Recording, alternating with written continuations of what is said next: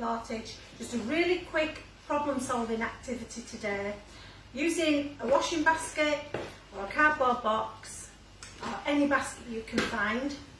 We've made a little complicated posting activity that your child can get in there and try and work out how to find the objects in the basket.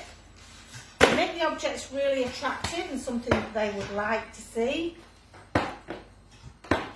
Then somebody may want to try and get them out.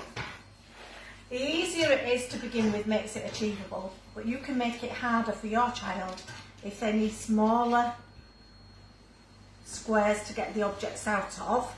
So they have to use two hands and get those fine motor skills going. You could use things like a pair of sunglasses, usually the objects that you don't want them to have, like your car keys, pop those in, and that makes it a little bit more tricky, so they've got to think about how they're going to get those objects out.